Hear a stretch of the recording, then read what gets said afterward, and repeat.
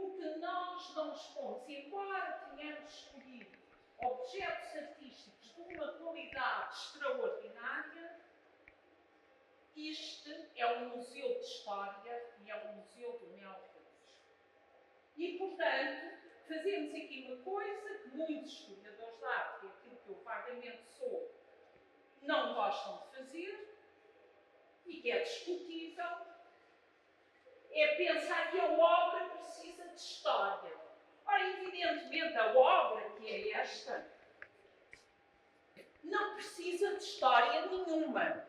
A obra fala-nos, a cada um de nós, em si mesma. Quando vemos um quadro, ou lemos um poema, ou ouvimos um trecho musical, não precisamos de saber quem é o autor. Nem se foi em 1980 ou em 800, ou não 800 a.C. A obra fala-nos. E a obra basta-se. E a gente compreende que esta obra se baste. Porque a obra tem uma força, uma energia extraordinária. Para quem, como os mais velhos aqui, tem formação católica, este jacente, creio eu, lembra um Cristo depositado. O Cristo que é tirado da cruz e que é depositado. Está morto. E ninguém sabe, a não ser vagamente ele, talvez, que vai ressuscitar. Está morto. Para quem tem uma cultura artística, aquele braço pendente, também nos pode lembrar o Marat de David, o herói morto da primeira fase da Revolução Francesa. O quadro, creio eu, que muito da sua energia advém de estar todo no terço inferior, se não no quarto inferior do quadro. O quadro é este, fundo, quase, parece, sem grande nuance, embora as tenha todas, e depois toda a narrativa está aqui. E o quadro não precisa de mais. E foi sempre assim que ele foi exposto. Embora nem sempre, mas quase sempre, ele foi exposto com o título. E o título é Ao Povo Alentejano. E quando lemos este título, Ao Povo Alentejano, 1980, já não basta o Cristo, nem o Mará.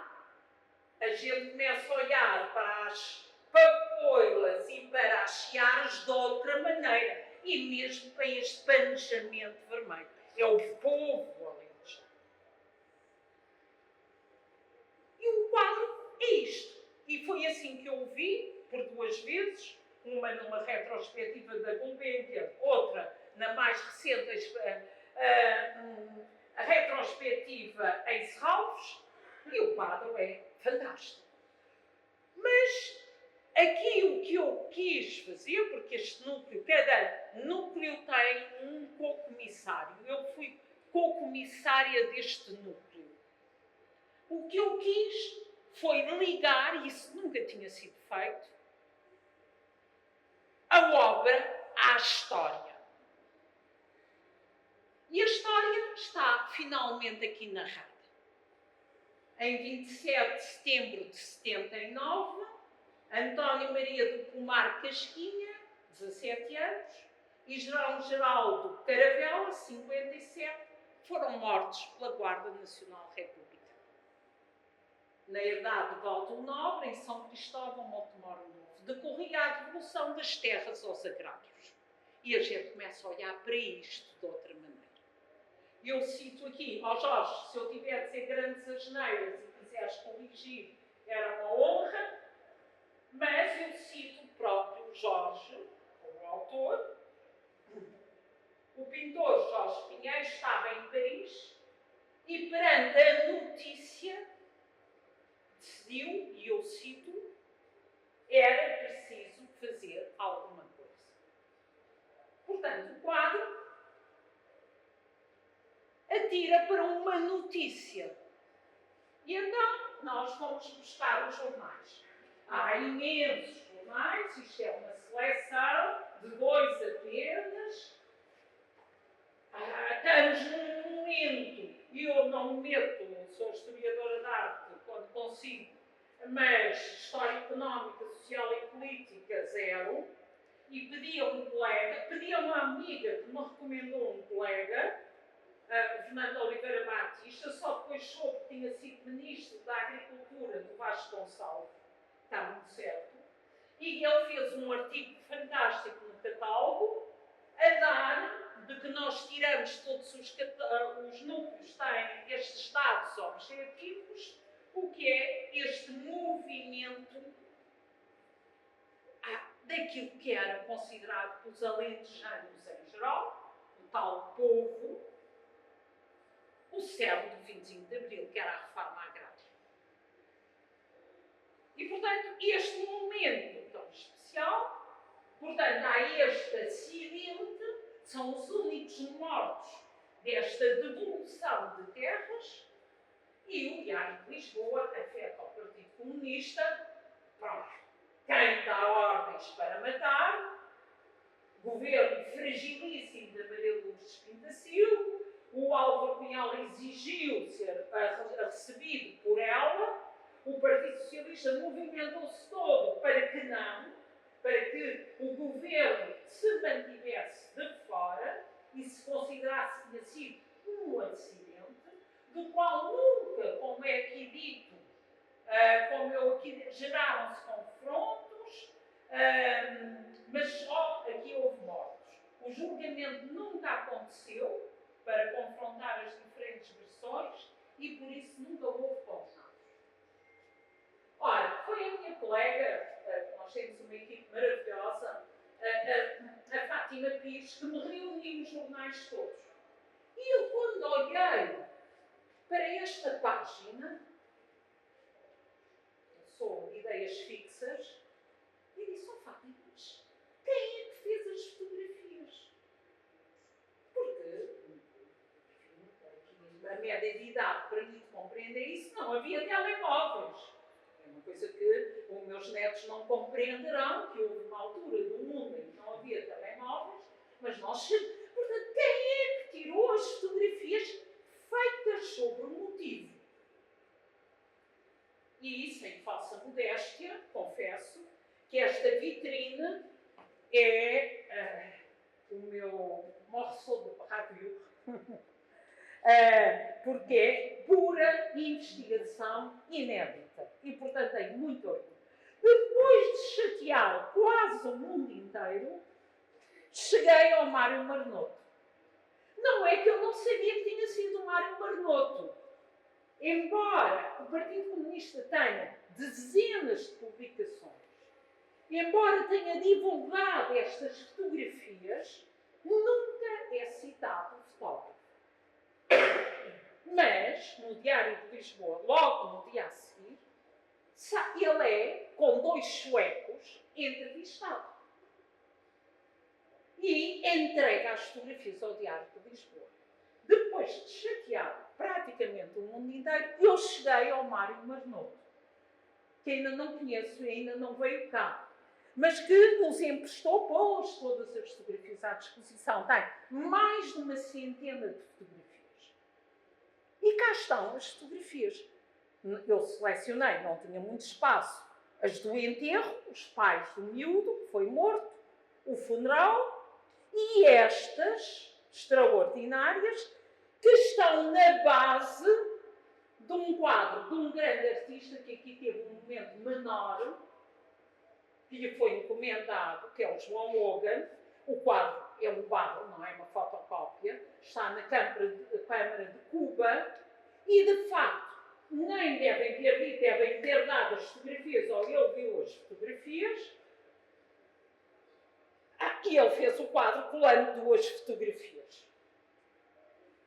Simultaneamente, aqui o meu querido amigo Walter Cunha, a uma certa altura, ouvia-me falar desta minha diligência e disse, olha, encontrei na net uma publicação de um dos suecos.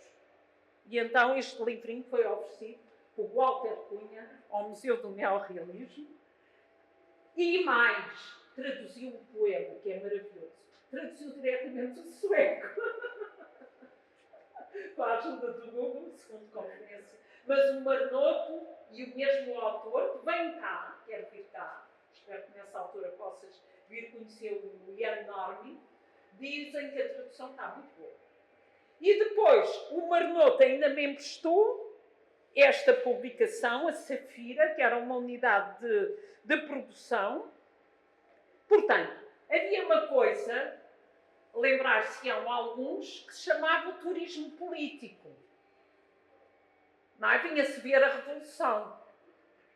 Nem todos eram o Sartre e a Simone de Beauvoir, eles eram 2 jornalistas suecos e um fotógrafo português que vieram para esta unidade de produção, a Safira, andaram a fotografar o Alentejo e a reforma agrária e as unidades de produção e, por acaso, estavam aqui, num lugar do acontecimento. E é muito interessante isto. Estão a ver, isto, por exemplo, para a comunicação para as escolas é muito importante ver o lugar central da fotografia. A fotografia é que cria este. Não criou o acontecimento. Mas hoje o acontecimento existe e tem esta força pelas fotografias. No entanto, Jorge Pinheiro não fez nada disso. E creio eu, Jorge, que o quadro nasceu inspirado, era preciso fazer alguma coisa, disse ele, mas o quadro estava-lhe na cabeça como aquele conjunto de 3 fotografias, que são pela primeira vez expostas juntas com a obra, graças à Faculdade de Belas Artes do Porto, a quem ele as ofereceu, e está tudo identificado na legenda, quem é o fotógrafo e quem é o modelo. Há quase variantes nenhumas, o que ele transforma este ruído da história de sofrimento e braços no ar numa alegria até esfriado. Jorge, não queres dizer nada?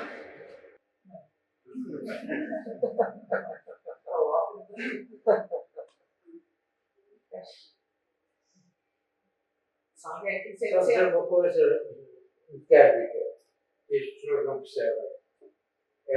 Esta fotografia.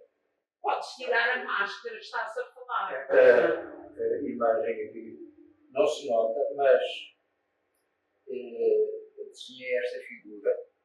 Depois fiz aqui uma secção aqui, e este bocado desloquei um bocado para baixo.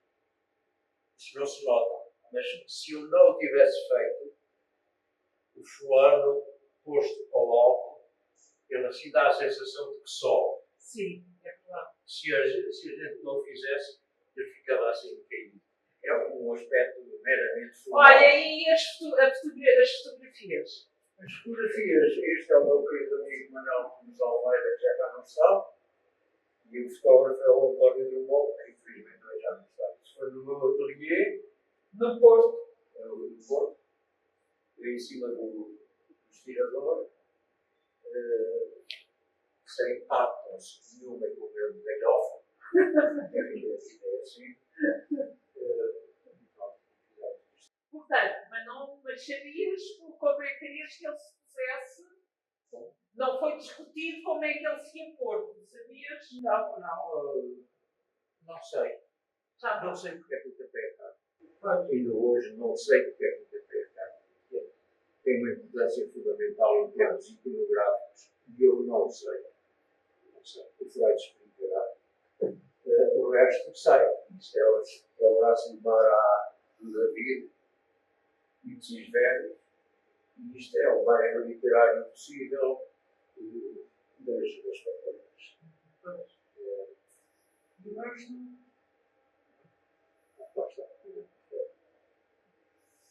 Mas é muito daquelas coisas que o Freud explica mais do que nós. Muita coisa aqui não sei. Não sei porque aqui é para entrar, não sei. Sei porque é que pus o pano vermelho, sei. Não sei porque é que os usaram, que dá uma certa androginia nisto. Várias pessoas me têm dito isso. Se não fosse um braço de homem, Sim, mas há pessoas que me têm dito. Tenho a certeza que não é uma mulher. Há pessoas que me têm dito. gera uma certa androginia. Não sei se o fiz de propósito, se não sei. E o resto é básico. Por outro lado, peço desculpa, puxaram respeito para o povo. As mulheres do povo puxaram respeito para o Sim, povo. já sim, é óbvio, já tem uma iconografia explícita. Como as papoiras têm uma iconografia explícita, o pano vermelho é a mesma coisa. Agora, porquê da carta, que é uma coisa que eu hoje não sei, e que aqui, neste caso, é fundamental, sim, ter ou não ter a carta paga, eu teria A transparência do véu com a opacidade do vermelho. A transparência daquele véu negro contraposto com a isso não tem a opacidade. ver com as coisas que tirar. são iconograficamente ligadas à morte. Foi um tema que tu trabalhaste exaustivamente. Disse uma vez o Jorge, eu perguntei, porque no início, em 50, 60, tu tens, eu no catálogo ponho 1 ou 2 quadros dele, também com iconografias de morte. Eu disse, oh Jorge, mas porquê? Verde, azeitonado. O verde, a vontade a perguntar se este verde é um Não sei. de morte. Não sei. Pronto. E ele teve uma frase, disseste uma frase fantástica que eu ainda há bocado citei. Eu disse, mas fazias tanta situação de morte. Ele disse, olha, nunca tinha sido tão feliz.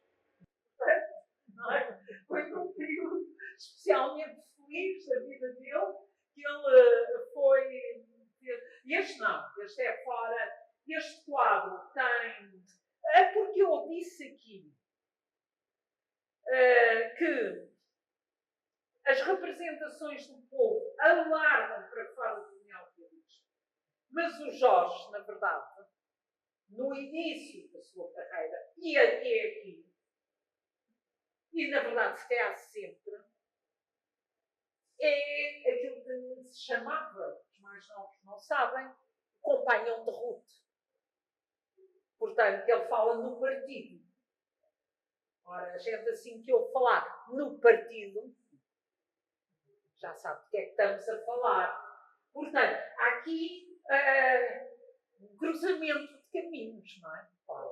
Era o tal, tu andavas de volta de quereres fazer uma pintura sobre a Catarina Eufémia, que nunca saiu, mas fizeste muitos desenhos maravilhosos. Eu quis, mas nunca consegui. Não sei se ainda é mais complexo do que este. Pois. Em termos Ainda vais fazer. Ainda vais de fazer. uma complexidade enorme. Eu consegui muitos processos. Mas não achas mal o quadro em situação? Eu ainda não li isto, estou ansioso por ver estas fotografias todas. Ainda não vi nada, ainda não tinha visto isto.